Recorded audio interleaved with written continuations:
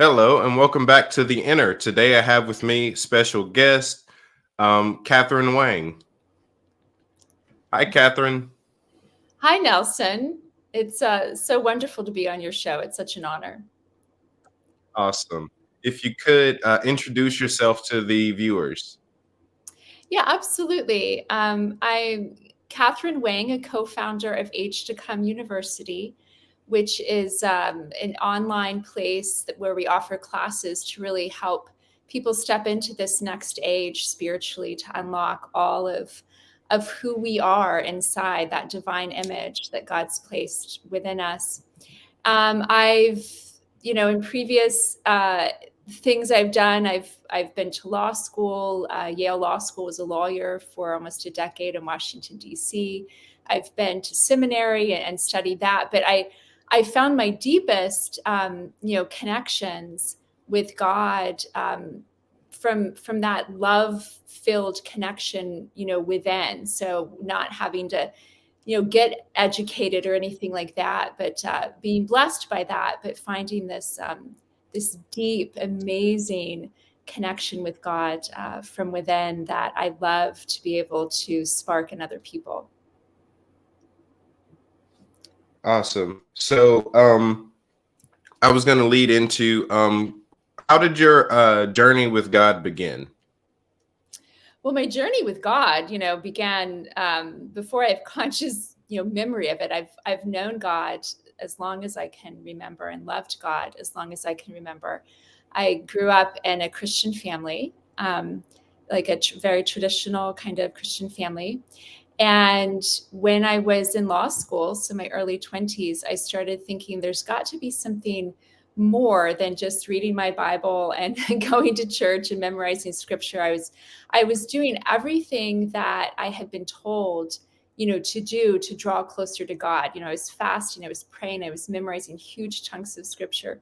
And I memorized, I think, one summer in law school, the entire book of Hebrews, that can't remember it all now, but all of that kind of thing. I was doing everything I could, but I felt like, and I told God, there's got to be a way to connect with you beyond just reading words in a book, right? You tell us that you want us to come to know you, but we can't have a conversation with you. Because at that point in my life, I thought it was a one-way conversation. Like, we prayed to God and then he wrote a book thousands of years ago and that was our answer, and I was frustrated with that. And I remember when at a time I was fasting, like I used to do regularly, and God spoke to my spirit while I was in law school, and from that um, moment of interaction, I thought I needed to ask for more of God's Holy Spirit in my life. So that started about a 6-month journey for me, where I was asking God for more of His Holy Spirit. And then, sure enough, that happened for me. I had this moment where I opened my mouth to start praying one night, Yeah. and out of my mouth came these syllables that I didn't understand. And I thought, either I'm going crazy or this is the gift of speaking in tongues. But it wasn't just that. It was like someone turned the radio on or the TV set on. I could hear in the spiritual realm. I could see angels, and all this. So it just, like, all of a sudden came on, but I didn't know what to do with it. So it took me probably about 5 years or longer, just 5 years to really get a grounding, but even longer to really, move in higher and higher levels with it. But to understand, what to do with this, these things I was now hearing in the spiritual realm and seeing in the spiritual realm. So that became my, that was the beginning of my journey. And I'll pause there and see where you want to go with that. Awesome. Um,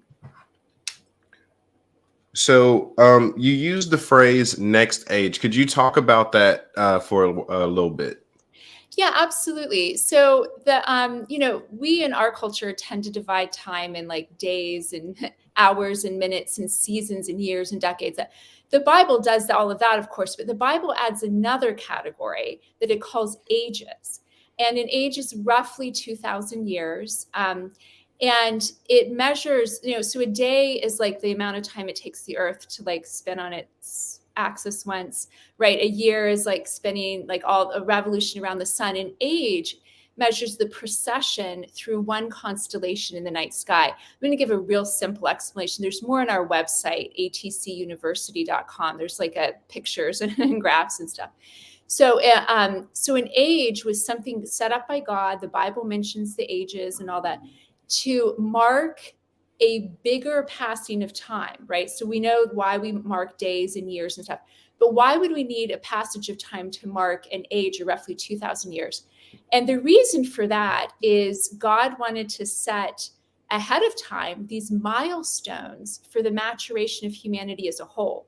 You know, Ephesians 4 talks about, you know, certain things are going to happen during the church age, you know, until humanity reaches the full stature of Christ, right? So there's a sense that humanity is growing up. So from Adam and Eve to this maturation, there are these major milestones where a lot of things shift all at once for humanity. And so about every 2,000 years, 2,100 years, we reach the next stage. So Moses and the law, you know, from Abraham to Jesus was an age. That was the age of the law. And then we had from Jesus to about now was an age. So that was like the age of grace or the age of the church and that kind of thing. And then we have this next age, what Jesus called it the age to come in the Bible is what he called it. So he knew that he would be, you know, the church age, the purpose of the church age was to grow people to maturity, right? Jesus introduced God as Father to us. So this idea of God as Father, we're children. So, because you relate, if God's a father, then you're a child, right? So the point is to grow up, is to mature. So you reach maturity at the end of the church age. So what do you do once you're mature? Well, you do anything an adult would do. So one of the things you do is you get married. So I wrote this book, Living Loved, basically about, hey, what's the next age way to relate to God? Yes, God can still be our Father, but that won't be the primary way we relate to God in the next stage. Just like in the Old Testament, the primary way they related to God was like Master or Lord was the primary name they called him. And they were more like servants serving a master. And in the church age, we were more like children growing up under a father, under parents. And in this next stage, we're adults, right? So we get to have the most intimate kind of relationship with God, this spousal kind of love. We get to do things from maturity. We start where the church age ended. So we get to have there's a whole new, better way of relating to God in this next stage. Just like the age of grace, the age of the church was a whole new, better way of relating to God than the age of the law. Awesome. So what are some of the manifestations of the age that we're entering into?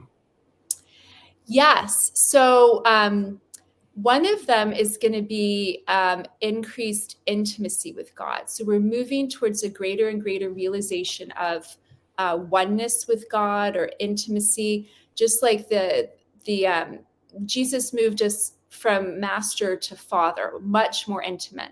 Now we're moving from father to spouse to beloved to you know, my beloved equal kind of thing. Another one is so we're going to have a new kind of love released, right? The church age gave us the love of a father, that philios love. We're going to have the deepest kind of love that's going to change all of creation. So we're going to have a restoration of creation and all of the whole entire universe back to its origins, like how it was originally designed to be. So the Garden of Eden kind of thing. The last book in the Bible, the book of Revelation, gives us a glimpse into this age that's now opening, right? And it says heaven comes to earth, and you really kind of get this sense that Eden gets restored. Like there was like the garden in this original, perfect, innocent, sinless state that gets restored. So a return to innocence, to freedom, to how we were created originally. How the primary thing that's going to operate to be like the way that happens is going to be identity, right? So the law, the primary thing that during Moses and keeping the law, the primary way people related to God and grew spiritually was through keeping the law, was through their actions, right? And not that that was the only thing going on. Yes, they had a relationship with God too. But that was the primary thing. It was what you did, right? During the church age, the primary way people got closer to God or grew spiritually was through grace, through this idea of undeserved favor, through merit, through the cross, through trusting in a savior. It was through beliefs. It was what you believed, right? So the law was what you did that saved you, right? The church age, it was what you believed that saved you. In this next age, it's identity. So it's going back to that original covenant, that original relationship between God and humanity. When God created Adam and Eve, Adam put them in the garden. It's going back to that state with in terms of our relationship with God. So it's the identity of being, the way I say it is our bodies are the image of God, right? It says that our bodies, that God created an image of the divine nature, an image of himself from the dust of the earth, from this natural creation. But our spirits aren't the image of God. They are actually God breathed, right? So God didn't create a spirit and put it in humanity. God breathed his breath, and the word for breath and spirit are the same thing in Hebrew. So God breathed his breath, his spirit, into this form that was the image of the divine within natural creation. So our bodies are the image of God. Our spirits are breathed out from God himself. So it's going back to that identity, that original thing, right, that we've forgotten, that we fell from. And that's going to be the main mechanism that is used to draw us into that return, that restoration, and return to how God created everything to be. So we're going to see, so Jesus also in Luke 20 and in other places talks about some of these things. So there's going to be no death, right? No immortality. So sickness and death and disease will go away. We'll be like the angels in heaven. So we'll relate to each other in pure love, pure innocence, pure freedom, fully, oneness. Jesus talks about there'll be one with God, one with each other. There's going to, what we would consider supernatural now will just become everyday things like that Jesus did in terms of miracles and that sort of thing as well. So you mentioned immortality. Could you talk about that revelation and how God finally got your attention on that? I know for me, it was John 3:16. And when I found out that the word perish used there was the word apothenesco, I created a phrase called death to apothenesco because death is dying. Mm-hmm. So how did you unravel that revelation about immortality in life? Yeah, that's a good question. I think I just picked it up from other people. I don't think I had like a direct revelation about immortality. I heard other people talking about it, and I thought that makes sense. Like what, and it does talk about it in the Bible that death will be the last quote unquote enemy. I don't even think death is an enemy though. There's all of these things, everything was created for a beautiful purpose to serve us. There's a reason for that death exists. There's a reason why it's good to have certain things die so something else can be born. I've had death, the spirit of death, shall we say, come to me and give me the keys of, death is like waiting for us to mature, I believe. Just like I've had the religious spirit say similar things to me. Religion is a beautiful thing created for us in our immaturity. And when we reach a point, we won't need death anymore. We won't need religious structures and that kind of thing anymore. So all that's in that system, all that's in death, all that's in religion gets poured out at our feet because we are greater than those things. We're more beautiful than those things. What we create is more precious than what, anyway. So I don't see death as an enemy so much, but I see it as it's going to, we won't die anymore, but there will still be things that will be transformed. Death is more of a transformational process. But I think it'll become optional for a while. We're going to have longer and longer life and this sort of thing restored to us. And then we'll be able to, it'll be our servant. That's a good way to put it. Mm-hmm. Okay. So now for the thing that at least I knew you for, could you talk about your journey into engaging with the cloud of witnesses? Sure, absolutely. So I talk about this in my book, People from Heaven, which I wrote it as a how-to guide to engage the cloud of witnesses. And what I mean by cloud of witnesses is the book of Hebrews uses that term, and it's people that were people on earth that have an existence in heaven now. So their spirits are in heaven. And I started, I would say, I can't remember how many years ago it is now, but I started having, first I just saw God, right, when I would be engaging in the spiritual realm. Then I started to see angels. And I got kind of comfortable with seeing angels. Then I started seeing what looked like people. And that kind of freaked me out a little bit. I didn't think I was supposed to see people. And I just ignored them like for a long time. And I would see them when I'd be worshiping or spending time with God. It would be like people kind of hanging out on the sides. And I'd be like, and I just ignored them because that was weird. And then there was just this one night when I couldn't ignore it anymore because there were about maybe half a dozen of them standing right in front of me. And one of them I like recognized somehow, and I recognized him as John Huss, who lived about 100 years before Martin Luther, and he was like a forerunner. And I had been studying him in seminary at the time and been thinking how like stupid he had been to get martyred for some stupid reason, right? And there he was standing in my house, and he said something to me, and I didn't know, like, am I allowed to talk with these people? And so I didn't say anything to them, and he said something to me like, go read, and he like named something he had written.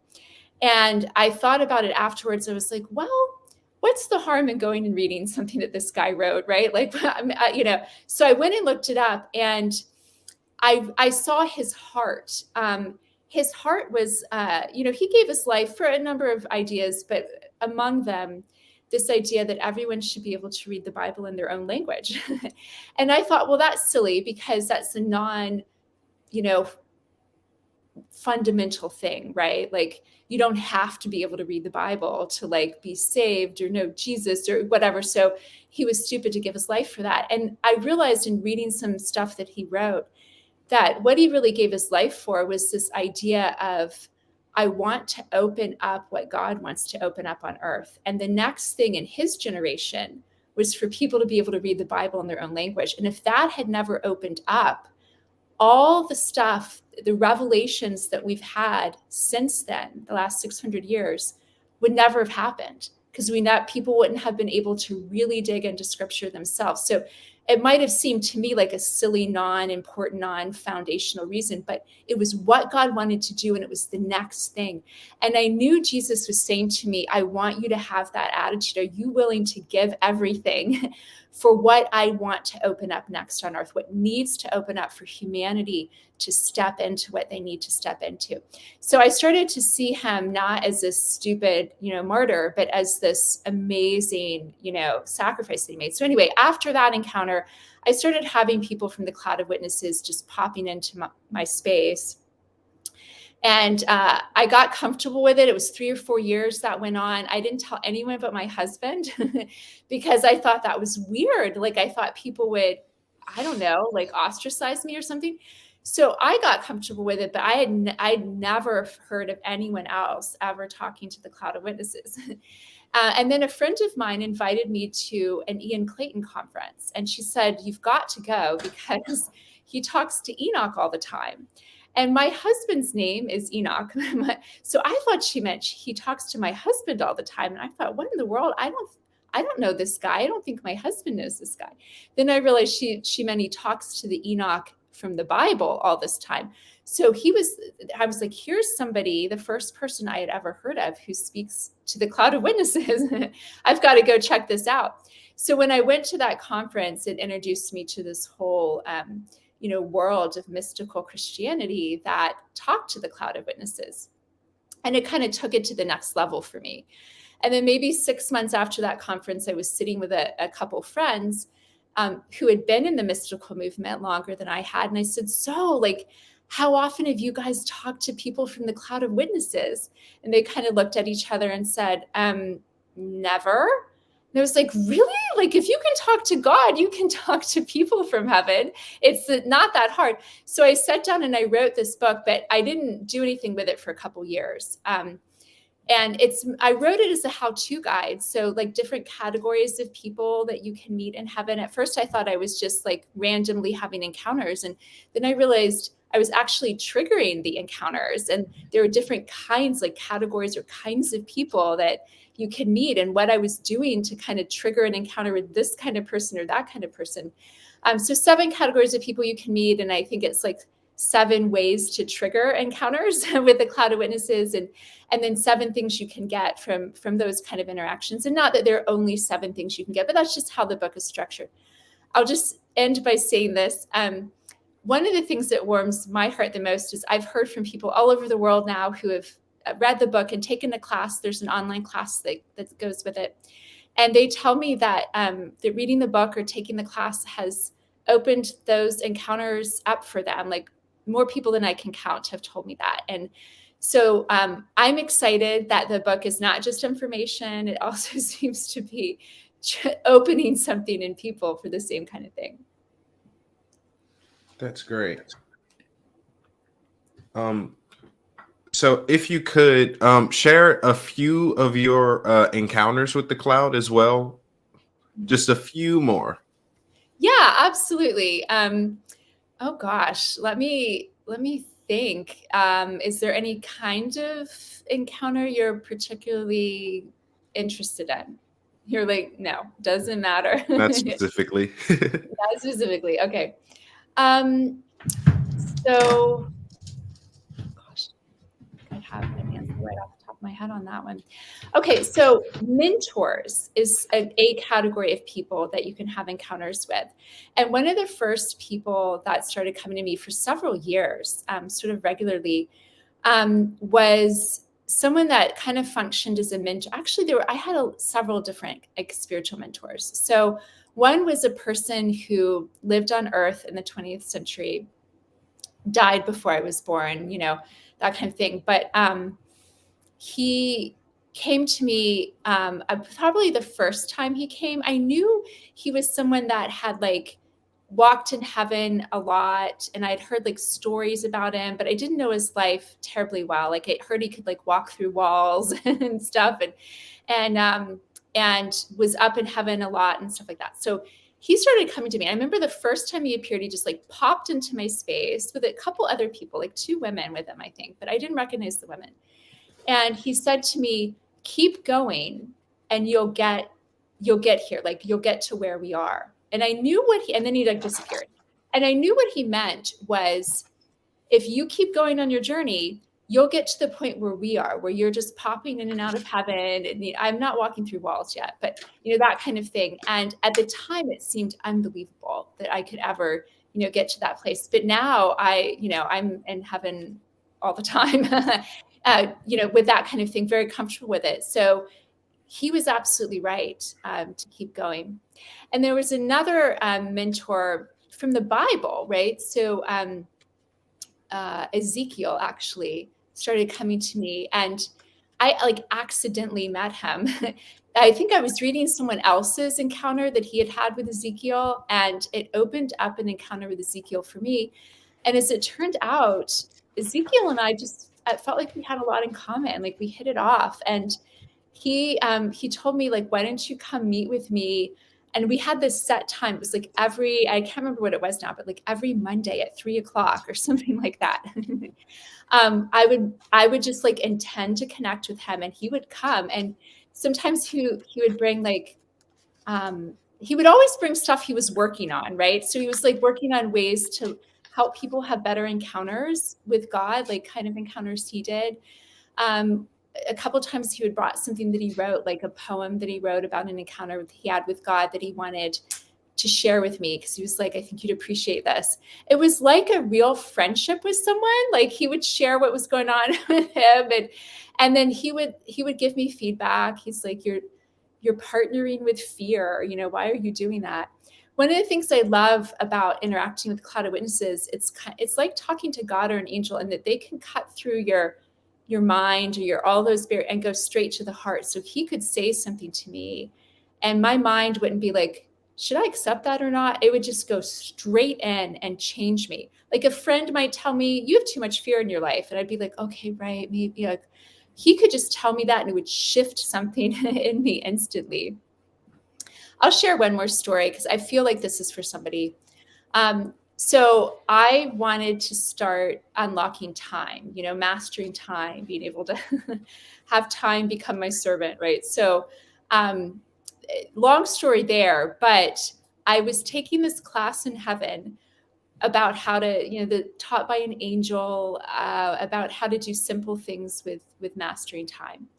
And I was in this class, and with a bunch of people from different centuries on Earth. We weren't all in the same time period. And I felt like I was struggling. Like, you know, I wasn't like able to do it. Like I would hear the exercise, I'd get the homework assignment, and I couldn't do it. So I went back to this, I think it was actually, there's an angel in charge of time for God and heaven. I call that angel time. I don't know, maybe he has a more clever name, but there's also like time itself. But I went back to the angel time, and I was like, you know, I appreciate you're letting me into this class, but I'm really struggling. Could I have a tutor to help me?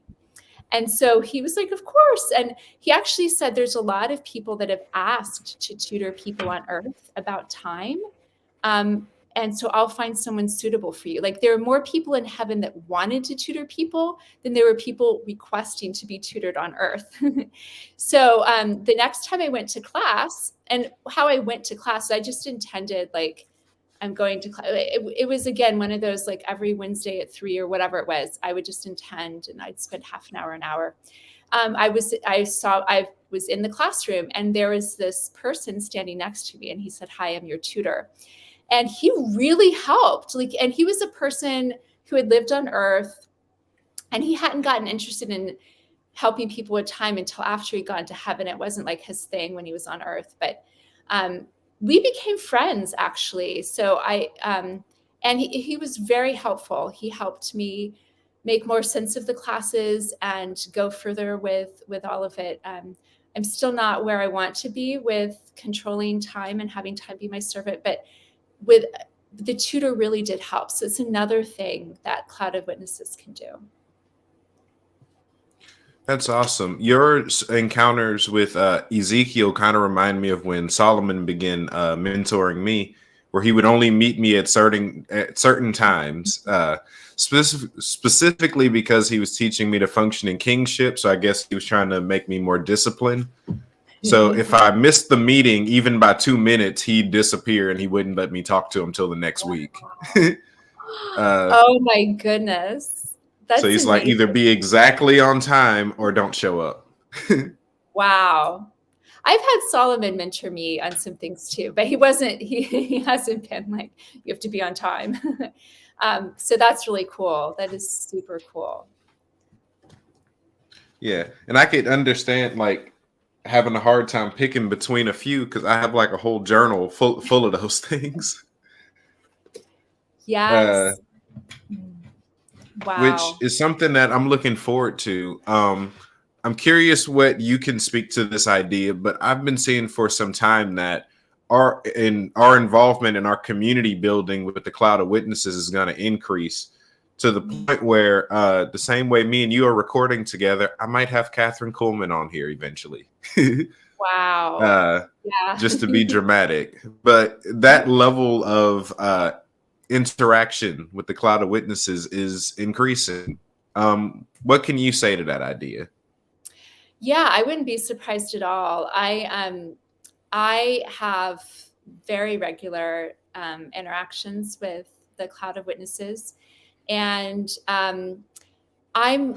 this is an area I'm growing in. I'd like to pursue, but having it not just be in the spiritual realm, but like you said, like almost in the like having a physical reaction where you could have Katharine Coleman on your show and people could see her, other people could see her and interact with her.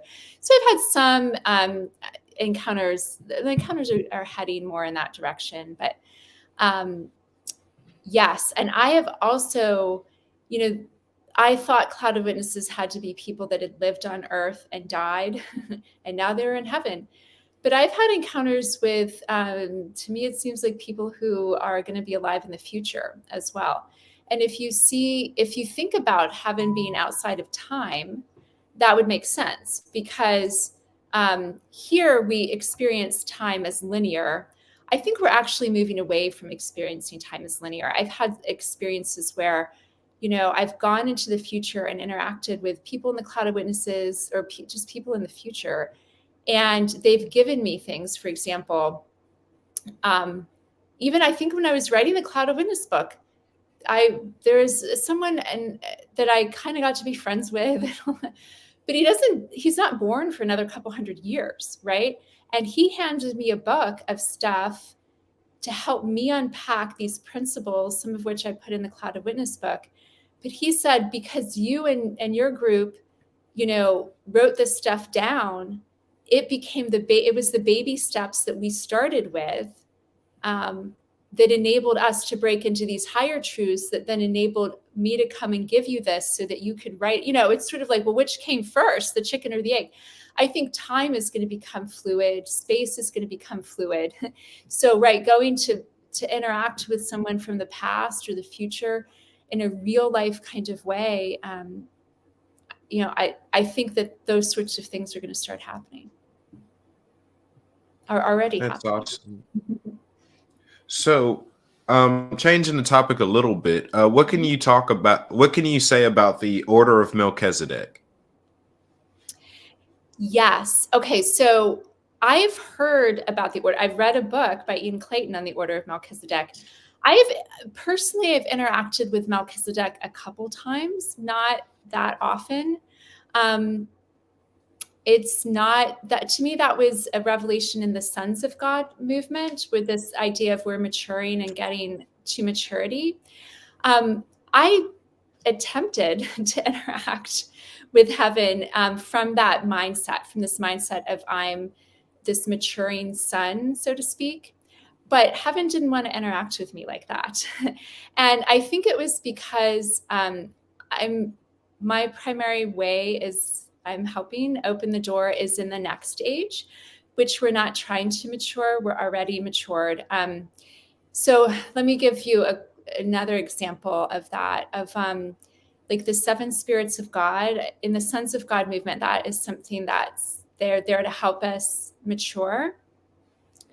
So I had encounters over a few month period where each of those 7 spirits came to me, like almost one every week or couple weeks. And I had heard like, oh, they're there to help you mature. And so I would try to ask them to tutor me. And that is not how they wanted to interact with me. And I think in the next age, they're servants, they're helpers, they're not tutors. And so I had just a different way of interacting with them. And that's fine. So I have not had a lot of interactions with Melchizedek or thought about the Order of Melchizedek. What's happened with me was, I think, probably a Sons of God and maybe more masculine approach to heaven is, let me take the car apart and figure out how it works, right? Let me take all the car, like what are the different courts and what are the procedures and the protocols? And if I want to get this done, what court do I go to and what order do I go to? My spirit didn't want to interact with heaven like that. I was more relational, more feminine. So I'd have angels come to me and be like, I have a message. And I'd be like, well, don't tell me your message first. Tell me about yourself. Like, let me get to know you first. I just want to connect. I still do that. I'd rather connect with an angel than hear their message. Like, let's connect and then you can give me your message. So I ended up kind of stepping into a more relational way of getting to know God and stuff. So instead of trying to figure out the courts and councils and protocols, I ended up entering a more like intimate spousal kind of relationship with God, where it's like, hey, honey, instead of me having to go to ask the right angel the right thing in the right court, since we're so close and co-ruling and together anyway, let's do this. And it was just more of like, if you're married to the CEO, you don't need to go to the boardroom and like submit a formal proposal. It was that kind of a thing. You can just talk to your husband privately. So no, I haven't had a lot of interactions with the Order of Melchizedek. All right. Funny enough, Melchizedek doesn't talk to a lot of people anyway. I remember one of my students told me that when he went to go engage with Melchizedek, he didn't even have a mouth because he just doesn't talk a lot in general. It's funny. So if you could talk about how did you start going into heaven? Yeah. So when I got baptized with the Holy Spirit when I was in law school, it sort of instantly opened up the spiritual senses. But I would say I only really developed or pursued hearing God. I got involved in the prophetic movement. So I dropped the visions and trying to pursue that. So that had to reopen for me. So what reopened that was God asked me to spend, I think it was 40 days worshiping him every day until I came into his presence, right? So, when you felt like that shift and you weren't no longer you yourself trying to connect with God, you were in God's presence. So at first it took me like 30 or 40 minutes. And my kids were young. And so the only time I could do it was I'd get everyone in bed. And then I'd try to connect with God there. And so having done that, I did it 40 days in a row and I got hooked on it. I just got hooked on that feeling of coming into God's presence. So I kept doing that for years. I would worship and worship. It's like a lot of people, if you ask them, I was listening to people's stories. A lot of people will use worship. It doesn't have to be worship, but worship is something you can do for a long period of time that focuses your spirit on the spiritual realm. And it's like, for me, if I tried to pray, I would just fall asleep, but I could worship and I could do that. So I would say I came into I would feel his presence and I was overwhelmed by joy. I was getting over the last bouts of depression that had lasted for years, postpartum depression. And so joy is probably what I needed. So I just got hit by joy. It healed up the last parts of the depression. And then after about a year, I started noticing angels.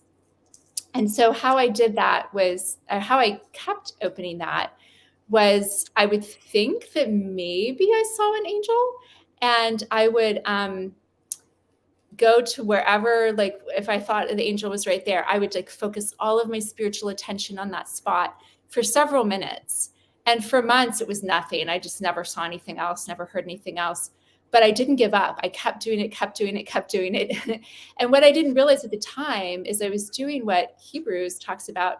The mature are those who, through constant practice or constant use, have trained their senses. So I was training my senses. I was basically telling my spiritual eyesight to come back online. Like, you're supposed to be seeing things. And I was expecting it to see something. I was demanding that it see something. And so even though it didn't for months and months, it was I was calling on that again. And so eventually I started like seeing a little bit, hearing a little bit of angels.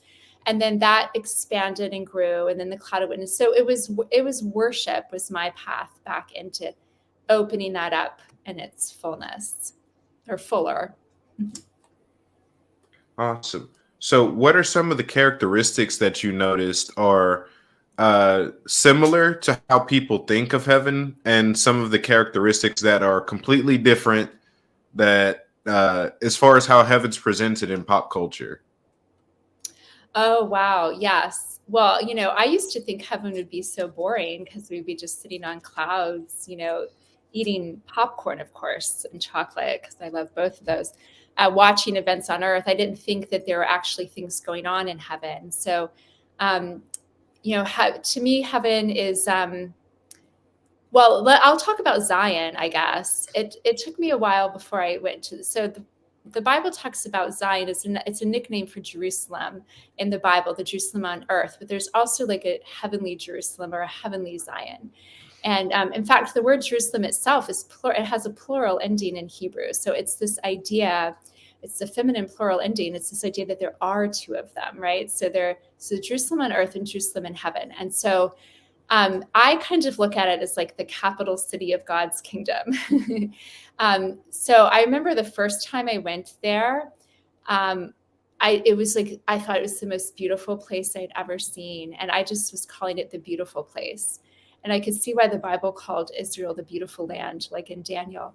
But anyway, I went there, I don't know how many times, and looked around. It looked like, I also was surprised that it looked like a city to me. There were like tall buildings and sidewalks and stuff. I thought it would all be like pastures and whatever. But there's a city, and then it's set in the mountains.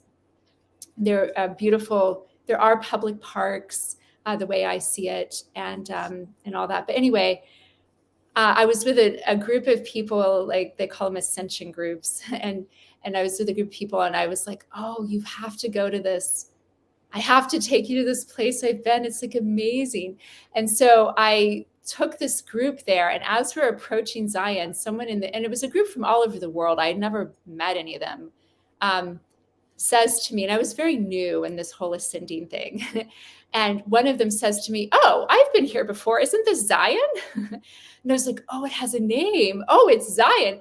And other people described that they had been to Zion, and they started talking about it. It was exactly how I had seen it. So I realized this is a real place. And,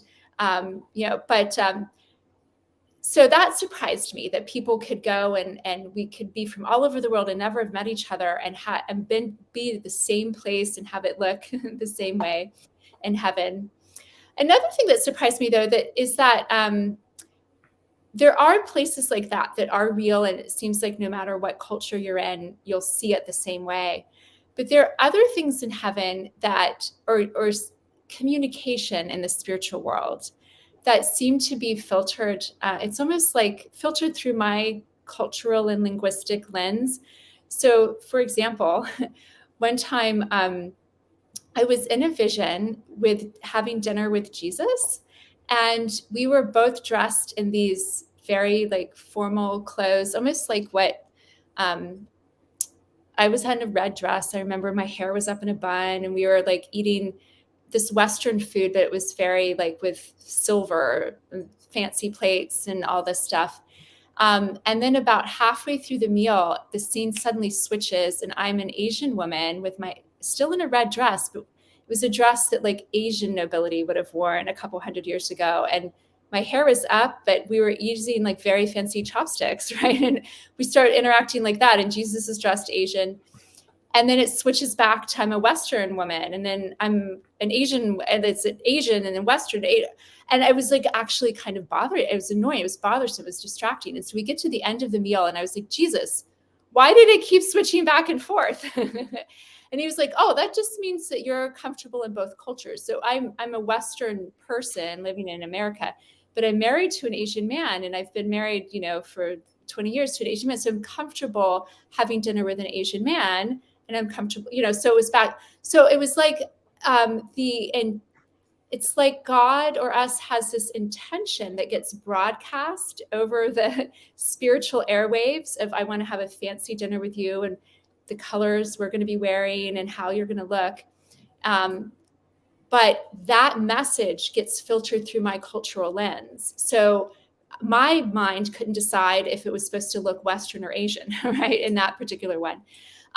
But that's also why I've been on ascension calls with people, and I'll walk into a room and I'll say, "It looks like this to me."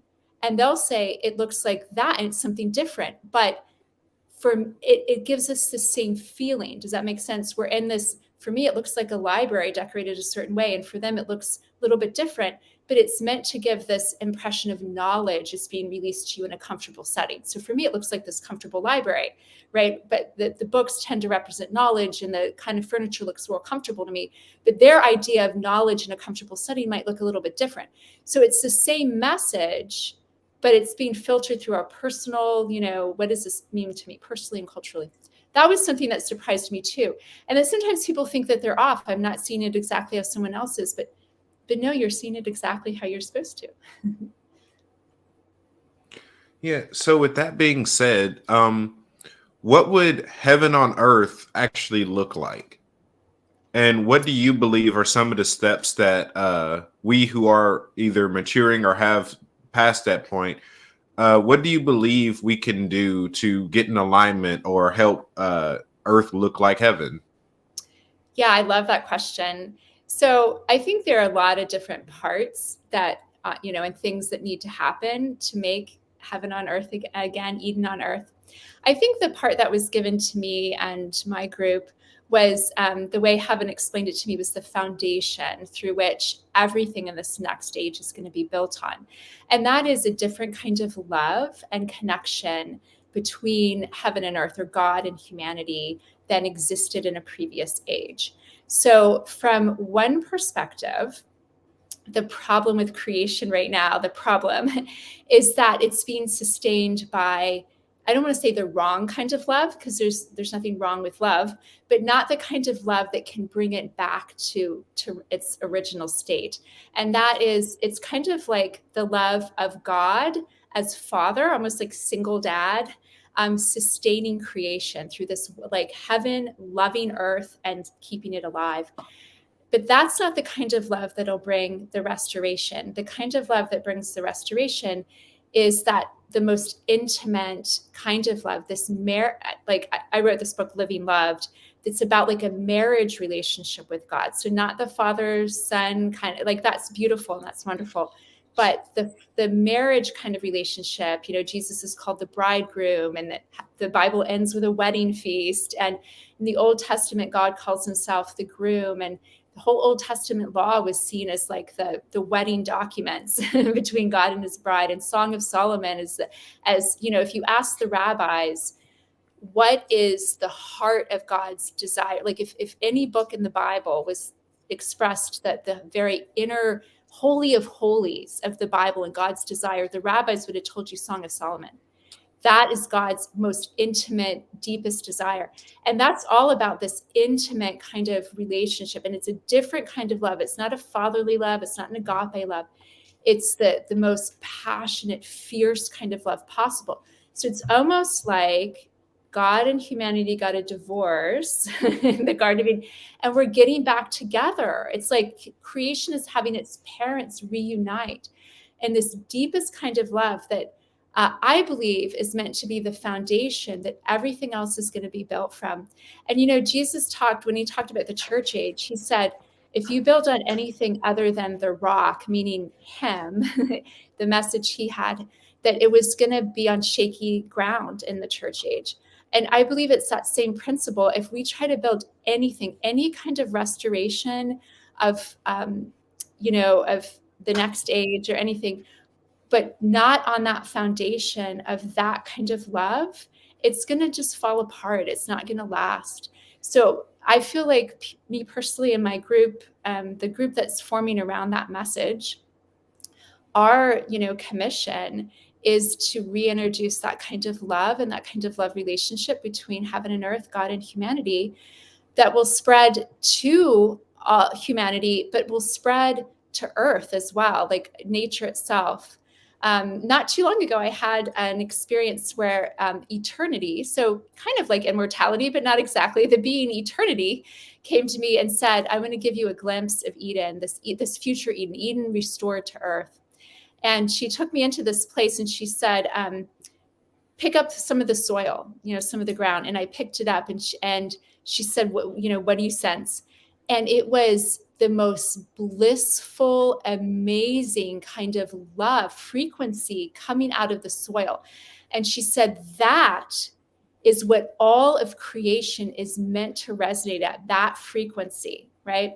What what we and God are learning in these intimate places to resonate at that frequency together, that gets spread to all of creation. That kind of love is waking up all of creation. It's calling it alive again and restored again. So from that kind of frequency, life will flow, health, all of that. So it's not so much a formula that we unlock. You can do that through formulas, but it's more of a frequency that we begin to resonate at. Awesome. Continuing with that, could you also talk about the restoration of all things? Yes. So my understanding is that's an idea that someone actually just yesterday told me it's not this new idea. It was actually around, and I haven't looked into this myself. Maybe I should have. But that some church fathers like Origen had this idea. There were sort of two camps of God was going to restore they had a different name for it. They didn't call it restoration of all things. It was some theological name. But the idea was that God was going to restore everything that ever created to its original state. And then there were people that thought, well, not everything, like maybe not Satan, maybe not the devil or his angels or demons or something like that. Or not really evil people, or I don't know what they. So there was kind of two camps in the very early Christianity about that. And then there was a camp that kind of went out saying there are these things that will be restored and things that won't be restored. And in more recent years, there are some people within Christianity coming and saying, no, I think we agree with that, with Origen, basically, that God intends to and will restore everything. And I think so too. I can't imagine anything being outside of God's power to redeem, our power to redeem it and restore it. I work with a lot of people all over the world, and just meet with them and look at stuff around them spiritually and help them with whatever they want to be helped with. So sometimes we'll encounter demons, and 5 years ago, I would have just been like casting them out, wanting to slice and dice up demons, right? But more recently, I'll encounter a demon and I'll ask it, do you know what you were originally created to do? Because every single spirit was originally created to serve us, to serve God, to serve us as our servants. And about half the time, the demon will say, yes, I do remember. And about half the time, it'll say, no, I don't. And if it says, no, I don't, I'll go in and look around and feel around inside the demon, and I'll pull out its original design, its original purpose. And I'll say, oh, you were created to do this. And then I'll give it, so whether it's remembered or I've told it what it is, I'll say, would you like to return to doing that? And more often than not, they'll tell me yes. And maybe it's because who's coming up in my sessions are ones that want to get redeemed. I have met ones that are like, no, I'm not interested in that. But then there are a number of them that are. And so we'll work with them and redeem them. And the fascinating thing with that for me is they see, if you listen to their story, because sometimes they'll want to tell their story, it's very similar to humans. Like I remember not too long ago, there was a demon, we would call it, who was creating these suicidal thoughts in this person. Like we would probably call it a spirit of death or a spirit of suicide or something awful like that. And I said, do you remember what your original purpose was? And the original purpose was to speak encouraging words to people. And what had happened to this spirit was it had seen all this suffering and death and awful stuff going on in the world, and it didn't know how to process it. And it knew it was supposed to be speaking these encouraging words, but it got overwhelmed with all this awfulness. And so trying to process it, it started speaking well, do you know life is just going to be horrible? There are all these horrible things that could happen to you, and you'd just be better off not living and stuff. And so anyway, when we were able to, a lot of times they suffer the same things we do, fear, insecurity, all this stuff. They can be redeemed and restored in my experience. Yeah, I actually agree. My understanding of the restoration of all things is the word restoration. It's the same as the word repent, which means that it has to have a place of origin in God's creation for it to be brought back to. So if it has an origin in God, it can be restored back to God. other part of that is that if it has no divine origin, the restoration of that thing is more than likely the destruction of that thing. Mm.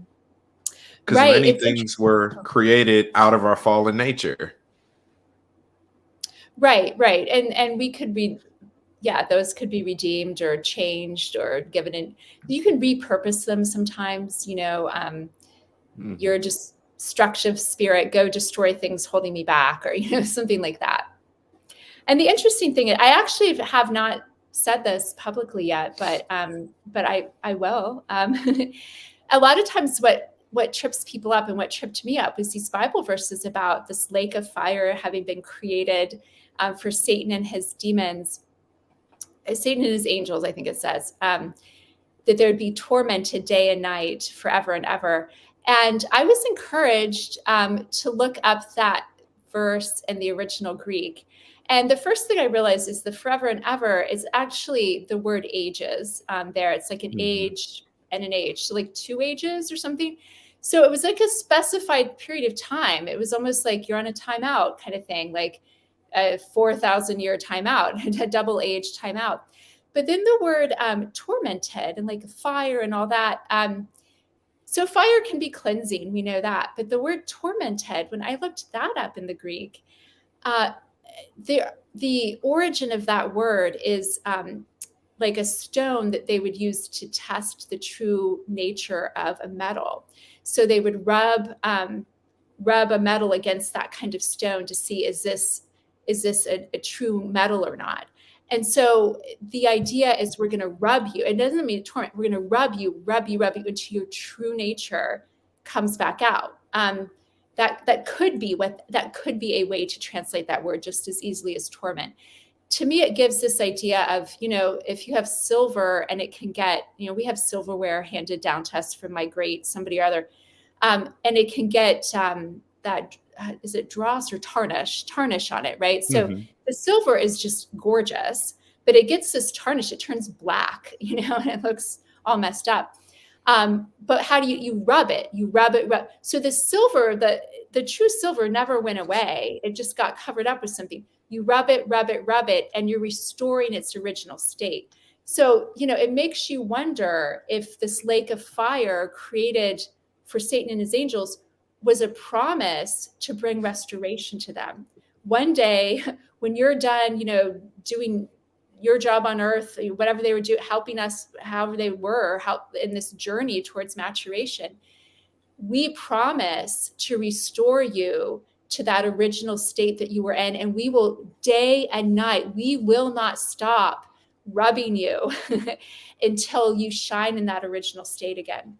It gave me a whole different way of looking at that verse. Rather than thinking they're doomed to be tormented forever, they're appointed to be restored to their original state. Yeah, the lake of fire is just a bath. It's Yes. a bath. Mhm. Something else I found out is that I like that you use the idea of silver because it's a metallurgy reference to the purifying of like gold and silver, specifically gold, in that that's where you get into the salt and the brimstone, uh, because those are used to draw out the impurities out of gold. And when it's pure, it's done. So it's not an eternal bath, it's a bath until you're clean. Yes. Yes. It's where the age of ages comes in at, is because you're in the bath until you're clean. However long that takes, that's how long Yeah, it takes. absolutely. And it's so, to me, comforting to know if Satan, who at least in Christianity is the epitome of evil, right? He's the villain. Jesus is the hero, Satan's the villain. That the things inside us that we feel like are the villains, are like the epitome of evil, that are unworthy. If the villain himself can get restored, if that was the plan all along, right? If that was created before, eternity, so that was the plan along.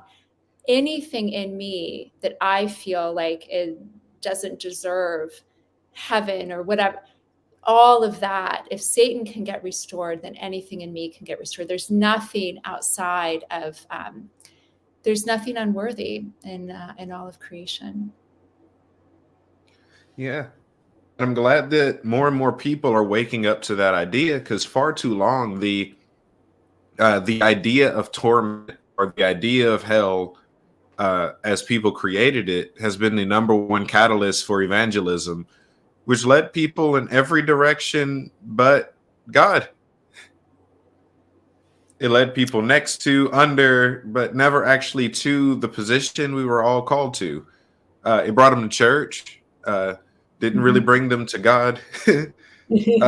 And now that God's actual heart is being revealed, the will of the royal family is being known, we're seeing more people start to question a lot of the boundaries or even some of the things that were considered fundamental in Christianity, and finding out that this was an elephant tied to a chair situation this whole time.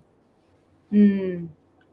Yeah, I know it made me feel a lot freer. Like I felt like I ought to be evangelizing, right? Instead of just giving people the freedom, in this next stage, when you consider we're all mature, we're all the best people each one of us is in the best position to decide what's best for our spiritual journey, what we ought to believe, right? Rather than I believe in this next stage, we're not going to have a set of doctrines or creeds that we believe, that the church age came up with the Apostles' Creed and the Nicene Creed and this denomination's creed and that denomination's creed, and they divided over, well, I don't like this word. There was the first split in Christianity, was over a single word or something in one of these creeds.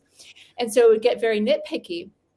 I don't think there's going to be that, because we're going to trust people that there's not this right thing you need to believe in, this right path that you are. You're already at the finish line. You're already one with God. You already are who, there might be parts of you that don't recognize that, but you're the best one to figure out how all of your parts, to get them all, into realizing who they are and into that amazing, communion with God. But there's not this pressure that you've got to get all the beliefs right. And then, so therefore you've got to have everyone believing the same thing and pursuing the same thing, and like feeling responsible for somebody else's spiritual progress. I remember I had this life-changing conversation with the spirit of religion once, who said that people were going to be under religion, or there's going to be a need for religion, a religion was going to exist until we reach the point of not trying to control the outcome of someone else's life, right? Because these religious beliefs and practices, they were created either like to try to steer people towards the safe, right path, because we wanted to help people, or else to try to control people, right? Like, we want you to do what we want you to do. But either way, you're trying to get people to a certain outcome. And that's what's been really freeing to me, as I share ideas and write ideas that are theological. I don't come at it from the point of view that you've got to believe everything I believe, or there's this right set of beliefs about God and a wrong set of beliefs. It's what's most helpful to us to get us to that place of maturity, or where we want to be. I write my beliefs not to convince everyone else to believe it, but to try to stretch the way that we think about God or a certain issue. And if it's helpful to someone, they can take it and get what, if it's not helpful, then toss it out. And I'm not offended. And I'm trying to more and more so to let go of trying to control the outcome in someone's life. That's awesome. So we're getting ready to close. Do you have any more encouragement or final thoughts for anyone that could be watching? Yeah, that's a great question. I feel in your audience, there's a lot of love for God already there. A lot of people like super close to God. I believe actually we're all equally close to God, equally one with God. We just feel it. We're like consciously aware of it to different degrees. And so, but I believe there are people that already feel very close to God, already see that and recognize that. I think there are going to be a lot of your people launching into higher levels of like leadership is probably the right word to use. In the very near future, I see like promotions coming or next level stuff kind of coming. There are some angels coming to work with people, and probably your ministry that like bring people up to the next level, like the next step. So yeah, I just want to release that to people. And for some people, I think pursuing identity is going to be the fastest way to unlock things. Yeah, there are some people feeling like there's something they don't have that they're pursuing. But there are already a lot of people that realize that they already have everything that they already are everything that they need. That feeling is just going to expand over this next year. Yeah, and some breakthrough type of angels, some pretty major breakthrough type of angels. In fact, I would say that your ministry, one of the purposes of it, at least in this next season, is to bring breakthrough to people. There are some like bigger breakthrough angels than I've ever seen working with your ministry, or are going to come work with it. Sometimes I can't tell if it's already happening or about to happen. But that's very exciting. So I do bless that. Awesome. Thank you. So once again, before we close all the way, where can people find and connect with you?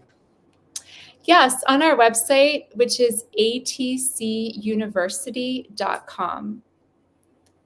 And the books are also on Amazon, but you'll find we have a lot of free resources, some free classes that we offer and free resources on our website. And we'd love to hear from you. Awesome. Well, that'll be it for this session. All of you, thank you. Katharine, thank you for joining me on this episode. I know we had a rocky start. I ended up changing my internet, so we've been fine since. But thank you for joining me. Yeah, this is going to be helpful to a lot of people. It was an honor. Thank you, Nelson. Awesome. Well, that concludes this session of The Inner. You all be blessed. Later.